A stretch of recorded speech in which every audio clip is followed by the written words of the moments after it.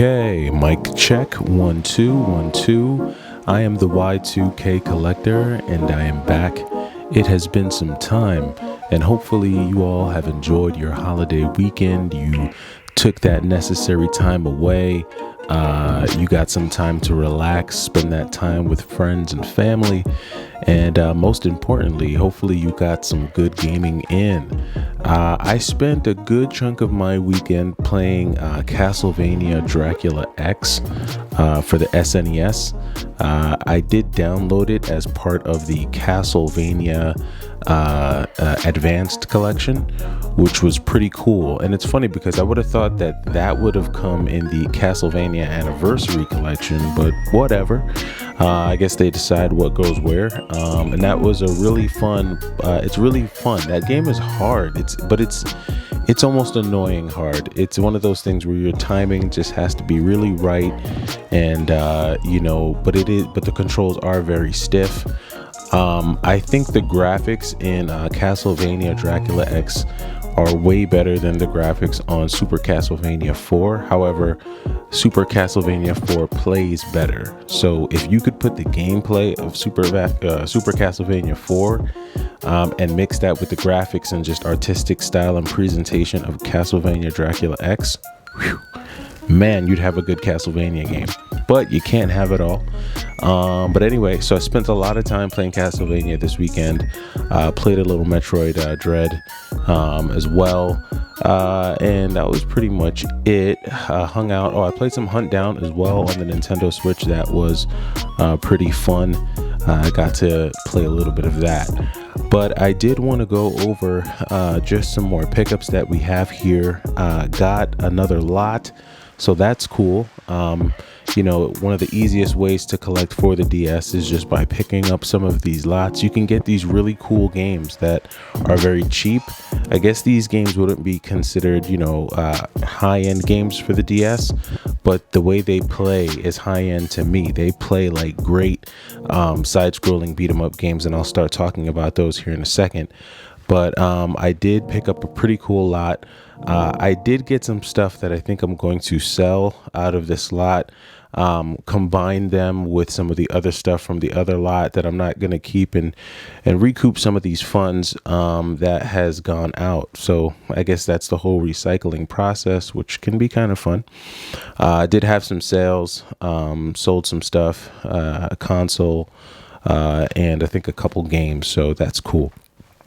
So without any more jabbering or blabbering, let's go ahead and get right into it. So let's start off with this lot pickup here. So we have Pirates of the Caribbean on the DS. This is the Lego version. Lego has so many of these types of games on the DS, between the Batman, Pirates of the Caribbean, Star Wars, Angry Birds, I think even. So a bunch of that, and just standard Pirates of the Caribbean stuff. So this was a cool one that I picked up, and I'm using a new lens here, so bear with me.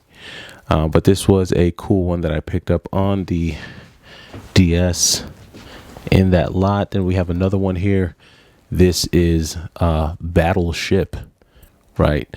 So on the DS, pretty much a strategy game on the DS. We got some screenshots there on the back. Looks like a decent game, so I will eventually take a stab at this one, but this will probably go into a lot that I put together. Now, this was one of those games that I was talking about earlier that's not super expensive but plays like a high-end game, and that would be Superhero Squad, Marvel Superhero Squad by THQ on the DS. This looks like a very cutesy game, but this isn't a pretty cool action side-scrolling game. Really cool power-ups and moves in this game, and I was pretty stoked to be able to get this in a bundle in a lot, because this just plays well. It plays better than a lot of the other like beat 'em up games. So this is cool. I think this is probably about an $8 or $9 game on the DS, but cool. So if you find it, pick it up. I like it. This is another one of those side-scrolling kind of cheap-looking games, but it plays very fun. And that would be Batman the video game. Again, another $10 DS game, but it plays really fun. plays like a great side-scrolling beat 'em up game, kind of like a 16-bit style. So this is one that I wanted to grab on the DS and just add in because these games are fun, not expensive at all, but fun to play. So cool one to grab, and added that in. Another one of those games that I guess this would fall into that category too. Star Wars Episode 3, Revenge of the Sith. Now, I do have this on the PlayStation 2, but it plays very different. Revenge of the Sith is obviously a 3D kind of like hack and slash kind of style, whereas this plays more of like a 2D side-scrolling hack and slash beat 'em up style. So pretty cool. Same story, but just completely different style of play. So pick this up. This is another one that's cheap but fun to play on the DS, and that's if you like that 16-bit style side-scrolling. If that's not your thing, then everything I said is a waste of your time. So next one up we have here is this is a cool one. This is exclusive to the DS, and this is like a combination of like Mega Man, Super Mario, like Castlevania all in one, but cutesy, and that's Monster Tale. This is a really cool game. Has platforming elements. You get power-ups along the way, I think, as you defeat foes. Each new move you unlock helps you get through puzzle elements and beat bosses. So this is a pretty cool one. Played a little bit of it, and it's just fun. It does feel in a lot of ways like a clone of other games, but it isn't a DS exclusive, and it's a fun one to have. So got that there. Monster Tale, pretty fun one. This one's kind of rare, but you can get this on multiple platforms, and this is Ninja Turtles 3. I do have this on the PlayStation 2 again, but playing this is very different. Now you're playing a 2D side-scrolling platformer, action platformer at that, where you get to play as one of the 4 characters, but then you can also call out other characters to help you do things. Like Michelangelo can help you fly for a little bit. Leonardo, I think, comes out with a sword and helps you beat up multiple enemies if you get surrounded. It's pretty cool. It's a pretty cool gameplay here, and this is a cool one to have on the DS. So got that one in there. Got a couple sealed cool ones here. Kind of like this one. This is Lunar Nights. This is kind of like an isometric style hack and slash, like 16-bit style game, kind of top down. It's a cool RPG game. Haven't really seen or heard of this on any other system or console. If it is out there, let me know. But this is another one of those cool ones on the DS I haven't heard too much about. So this is one that I added sealed. And then you have here, this one's a cool one, Okami Den, sealed. On the DS. This is another fun one. I did have, or I do, either I do or did. Can't remember if I sold it, Okami, on the Nintendo Wii. But this is a fun, artistic game. This is more of a cutesy style, but the graphics do look good on the DS. So this is one I picked up here. All right. And then when it comes to this last DS game, this is a very fun, very exciting, and a very expensive DS game to get. And this is the only DS game that I've gotten thus far that I could not get complete in box, because the complete in box copy is just way too expensive. And so I'll have to go an alternative method and probably just do a reproduction case. But I went ahead and got Command. I don't know if you'll be able to see this, but this is Command Steel Disaster. Because I'm using a new lens, I won't really be able to bring it closer, so it'll probably be really hard to see. And for that, I apologize, but you can always Google it, Wikipedia it, or YouTube it. But that's Command Steel Disaster right there. This is a very, very fun action side-scrolling shooter game. It's like Metal Slug on steroids. It doesn't feel original at all when you play it, but that does not take away from how fun this game is to play.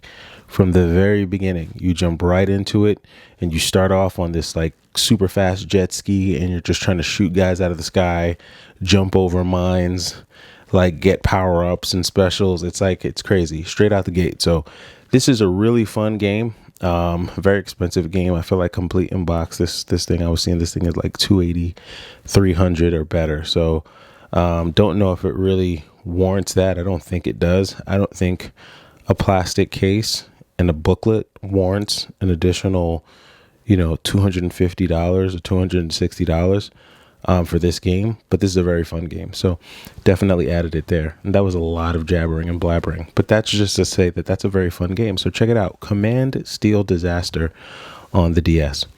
All right, then we have the last two pickups here. The first one is, me, I love Capcom, I love beat 'em ups, and what do we have here? Beat Down on the PlayStation 2. This is a Capcom 3D beat 'em up game.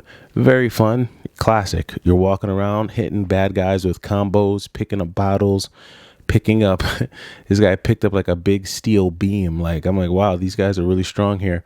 But cool one. This is a cool one. Nothing too original about this. If you've played Bouncer, if you've played God Hand, if you've played Final Fight Streetwise, Urban Reign, any of those games, you're gonna feel right at home here. So this it feels a lot like that whole Gekido feel on the PS1. So cool game, check it out. I added it. Very inexpensive game on the PlayStation 2. And then speaking of inexpensive games but fun games, this is a very cool game that I wanted to add. It's about a $12 to $14 game, but it is cool. And I do have a GameCube now, so I am trying to just get games that I can only get on the GameCube. Not sure if you can get this on the PlayStation 2 or not, or on the Xbox. Maybe you can, but I went ahead and picked up Taz Wanted on the GameCube. Very clean copy of this game, complete in box with the manual. This is a very nice looking GameCube pickup that I wanted to get. Just want to get certain games for the GameCube. A lot of the games that are available on the GameCube outside of the Nintendo exclusives, like the Mario games, a lot of those games you can get on PlayStation 2 for half the price. In a lot of cases, a third of the price. So Taz was one that I didn't really see on the PlayStation 2. Maybe I just wasn't looking hard enough, but this was a cool one.